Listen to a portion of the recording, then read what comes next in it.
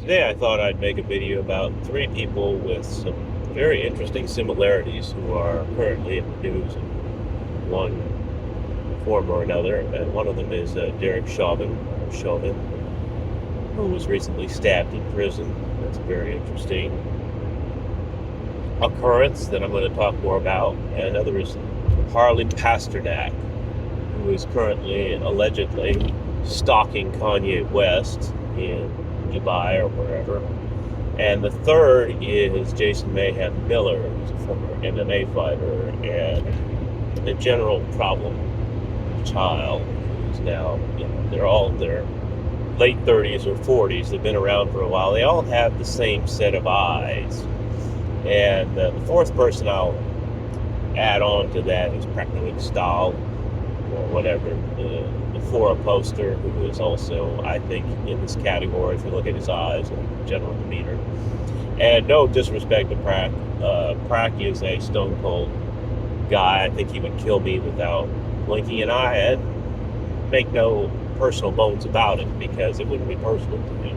And I respect that. I respect him as a man, and I respect who he is, and so forth and so on. So this is not about any personal animosity I have to Prack.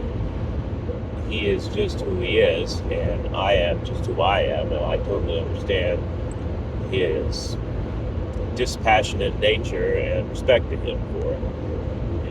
At the end of the day, he's a man, and you can't say that about many of your adversaries these days.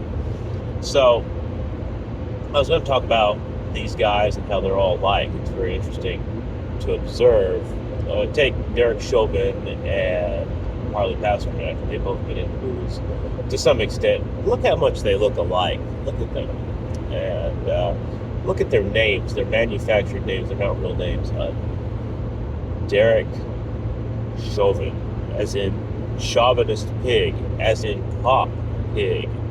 Very interesting, huh?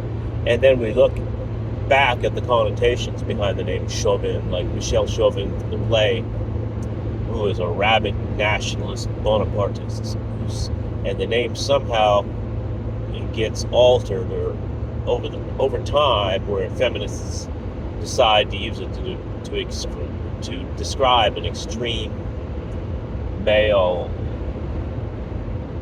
fascist chauvinist. They say it now means misogynist, something of that nature. Well, a man who has nothing but contempt for women. So then we look at Harley Pasternak, again, an interesting combination of names. It's almost like saying something like Alpheus Hemingway or Judas Faulkner.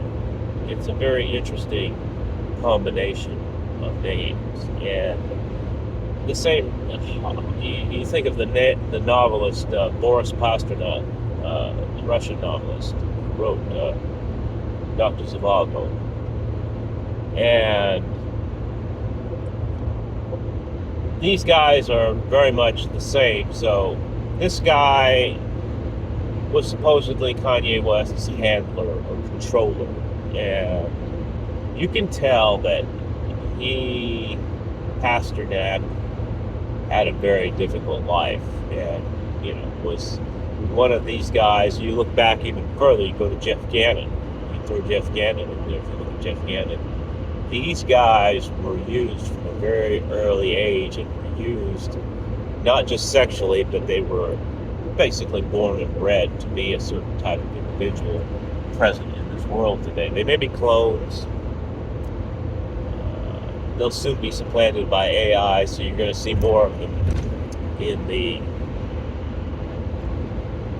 public domain. More of them are going to get outed. It's going to be more open. It's going to be a kind of common knowledge in the near future, and a lot of dummies are going to be saying, "Oh, we always knew that to be the case," when they never knew anything about it or even knew of it.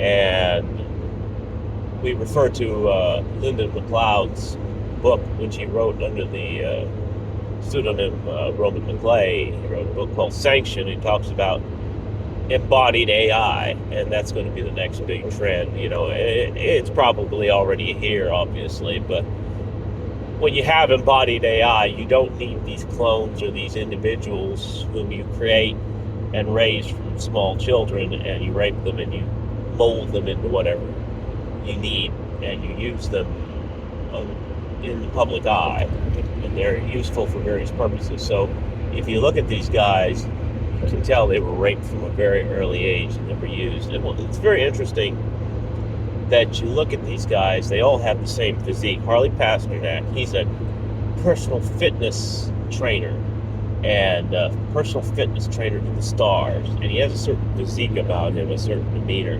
but particular physique, you can tell he's an ex-twink. And you look at Chauvin, he's a very slender individual, gracile individual, perhaps you might even say, ex-twink. He's not a big, tough police officer type. And then you look at Mayhem Miller. Mayhem Miller was an MMA fighter. Mayhem Miller competed in different weight classes, but he never looked that big. He competed at welterweight, light heavyweight, and middleweight. So that's campaigning between 175 and 205 pounds. And he just never looked that big, especially comparative to a lot of the MMA fighters at the time which he was competing in. So a lot of them got big on steroids. So you see a 205 guy or even a 175 pound guy look massive for the weight. And they'd cut, 20, 30 pounds to make the weight. So they were well above 200 pounds and cut to make 170 or 175 or whatever, 185 pounds. And this was never the case with Mayhem. He actually looked like the weight he was fighting at. And the muscle definition was, he never carried a ton of muscle during his career, comparatively speaking. So you see an ex-twink got raised up a certain way, and it shows when they're adults. He and Pasternak were fitness, fiends. They're all about working out and being fit and so on. Even when Mayhem's in prison, he's allegedly working out and so on, leading the prison workouts and so on, trying to be fit, trying to be healthy and so forth and so on. But he never looks that big, and that's because they have that twink physique that they were groomed into from a very young age, and they can't really ever get out of it naturally. And then you have, on the other hand, you have Chauvin. We don't know a ton about Chauvin, but we do know that, he's not very big either. They all have the same basic physique. They all have the same basic eyes. They all have the same basic demeanor. Look at them. And they all are in the public eye as scapegoats to a certain extent. Now, nobody really looks at Pasternak as a scapegoat overall, but Chauvin is very much of a scapegoat. Mayhem Miller is a screw-up. So we have three different variations of the same thing. Mayhem Miller is a screw-up because supposedly he's bipolar and, he's just nuts. He just does crazy things and runs afoul of the law. Does he? Is that what's really going on, or is he under some kind of control? And we don't know what's going on in his life very specifically, but I would say that he is under some kind of control. And then we have Pasternak, who was a controller, allegedly. And I don't know if he's actually working with Kanye at the behest of other people, or he's doing his own thing, if he's gone rogue to a certain extent, or what's going on. I do know that they let Nick Fuentes near Kanye, so anything is possible. So in terms of Kanye being a controlled operative of sorts, Kanye is basically the Wild West, And when I say that, he's a celebrity that it's easy to access him. Nick Fuentes accessed him, Milo accessed him, and apparently it was Pasternak, who has a considerable background, has also had access to him. So I think there are competing factions trying to gain control of Kanye, or there's things like that going on that we don't understand. Now, last but not, and by no means least, we have Prako Exdal.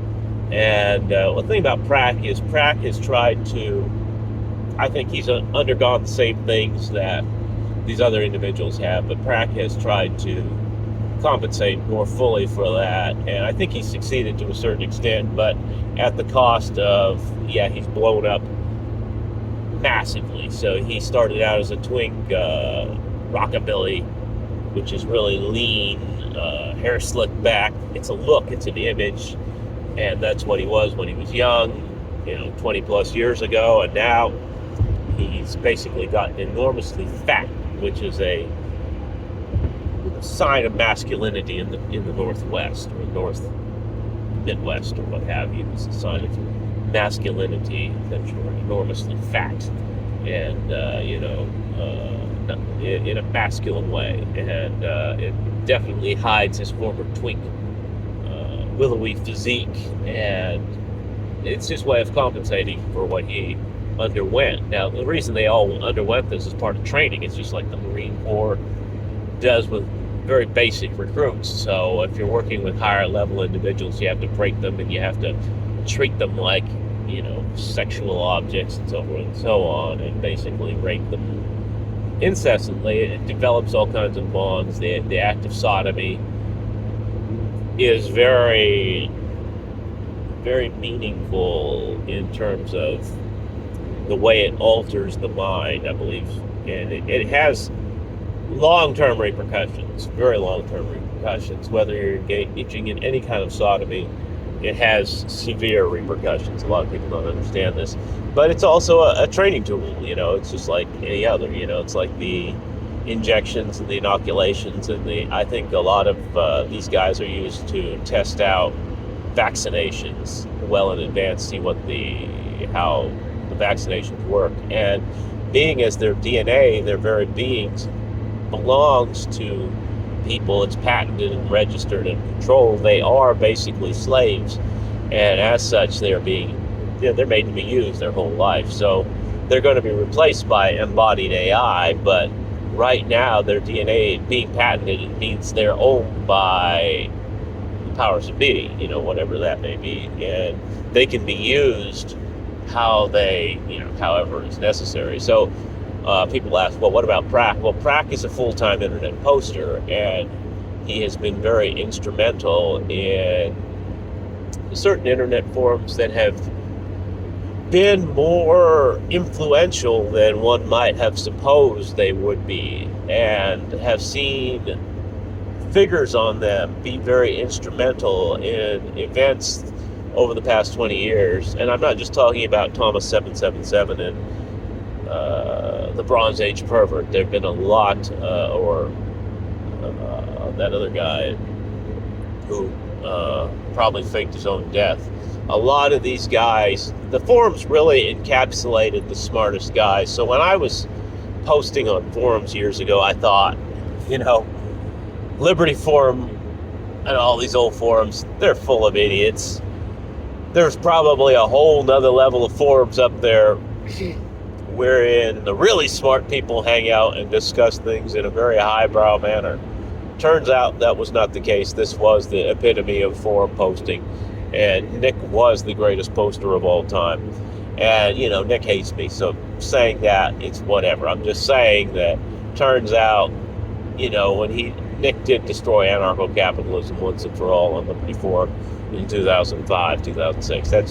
That's the end of the day. At the end of the day, all these foreign European ANCAPs who were taking advantage of their country's social welfare systems, that was what happened. That was the inevitable end of their hypocrisy and so forth and so on. They all wanted to engage, and the anarcho-capitalist experiment got destroyed, and other things happened too, and other things that were more relevant than the whole anarcho-capitalist experiment, which almost seems like a cover story, like E-Gold being the predecessor of Bitcoin or something like that. But anyway, that's how Prack has had an effect over the years, in my opinion. He's had a profound effect, a profound and meaningful effect over the years.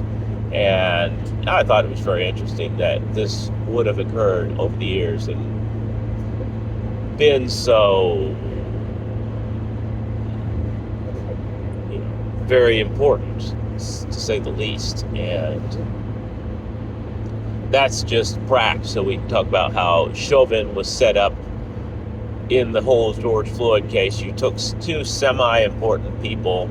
You took a guy whose background or DNA was patented to be a clone or whatever, and you can look in his eyes, you can see this guy is under the control of somebody else, and his actions are under the control of somebody else. And basically, when he was doing what he was doing, he was not in full possession of his senses. Now, that's not to say he was hypnotized or anything like that, but he was not in full possession of his senses. Now, George Floyd was a past celebrity. There's a whole class of these individuals who people use to make public events, because all TV is professional wrestling. It's not that life imitates art, it's that art imitates life. So everything you see in the WWE, professional wrestling, behind the scenes and so forth, all they show you is made of this whole cadre of professional wrestlers that they use to do the spots and everything. And they have for public events, or all public events that are basically reported. I mean, there's a whole lot of stuff that goes on that never gets reported. You know, I personally have gone through a lot of things in life that could have made the news, but they didn't. You know, just, well, we're not going to report that. You know, it's just not relevant. It's not germane. It's certainly not conducive to our agenda, so we're not going to report it. So those events that do make the news, that are considered newsworthy by the mainstream media or the media of any kind, are always orchestrated and produced by a certain cadre of individual that's basically something like a professional wrestler, who are somewhat, you know, capable of being in the public eye. So George Floyd, ex-rapper, some guy that we've been around for a while, whatever. And Derek Chauvin, some kind of patented genetic type who'd been raped a lot in his early years and conditioned and trained to be this type of individual who could be in the public eye. And I do believe his prison stabbing also is a part of his overall development as a character in the public eye. I don't believe anything he's undergone has been an accident. It's all been orchestrated. And I have my reasons for believing that. And I have some facts and some figures I can bring to bear. I'm just not going to right now. I'll wait. I want to hear people say, "Oh, what is your proof to that assertion? Where are your citations for that?" And I do have citations for that. I'm just not going to keep them up right now. And insofar as Harley Pasternak, another very interesting case, I think the fact that Kanye has been actually openly saying that this guy is stalking him or whatever means that he's somewhat off the reservation with his handlers. And sometimes they do get off the reservation, but it may all be a work, so to speak, because professional wrestling, let me repeat that, professional wrestling closely mimics the reality of mainstream TV newscasting. And if you don't understand that, well, that's your problem. And so you want to get upset or surprised or in any way moved by any kind of public event that you have not personally seen with your own eyes, then I don't know what to tell you. You can go back to being an MDC or whatever. But that's Pasternak. Mayhem Miller keeps getting into trouble, and I think a lot of that is that he's struggling with his conditioning in a lot of ways, and he's struggling with his trauma, and he's never addressed the basic trauma. Now, why is he continually in the news? He straightens out, he goes back. I think he picks up a lot of he's a receptacle, basically. That's one of the reasons they sodomize them, because they make them receptacles, and not just for sexual receptacles. They become receptacles for receivers for systems and stuff, messages, things that go through the ethosphere, so to speak. And he picks up a lot of things, and a lot of people call it schizophrenia, but it's not. It's just you don't know how to interpret it. You're basically a loose cannon, because there's nobody. Your wiring is screwed up because you don't know how to interpret the messages you're getting, or it's just passing by you. It's not meant for you, but you're receiving them anyway. So it's a complex subject that most people don't understand, but it's very interesting. If you look at these guys and their heads, Praknoik Stahl or Proc whatever, and Jason Mayhem Miller, and you throw Jeff Gannon in there. In fact, we will in the pictures, but Jeff Gannon and Harley Pasternak and Derek Chauvin, what do you see? You see guys that all look alike. And you're going to see more of these guys that all look alike in the near future, because These guys, as I said, are going to be supplanted by embodied AI in the near future, who will be doing the bidding of the powers that be, as basically brought out by Linda McLeod's book and Sanction, which you should read.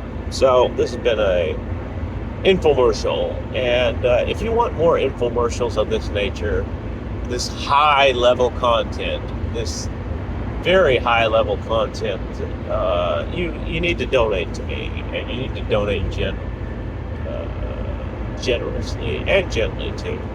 Now, when I say gently, I mean genteelly. I mean, you don't need, I don't mean gently. You need to do it in a genteel fashion. Say, I realize you don't need the donations, doctor, but I feel compelled to donate to you. Like, for example, yesterday, I rescued a wounded hawk on the side of the highway, and I felt compelled when I took that hawk to a raptor sanctuary to give them a donation, even though it was not my place. Yet I had already rescued the hawk. What more should I do? I felt compelled to give them a donation for healing the hawk. And so, just like that, or taking care of the hawk, taking the hawk off my hands, to be sure, you should feel compelled to be a gentleman and offer me some cash out of the gratitude for me sharing this wisdom and knowledge with you, that you don't really have any reason to possess, because you're not going to be able to do anything constructive with it. But nevertheless, it makes you feel better if you have the knowledge. So this has been a broadcast. It certainly has. And we're going to be doing another one tonight, I believe. And so I'm looking forward to, or later tonight, and looking forward to doing that broadcast as well. And we're also going to deal with the issues of pedophilia and millennial politics. So until later, this has been a Dr. Brent broadcast.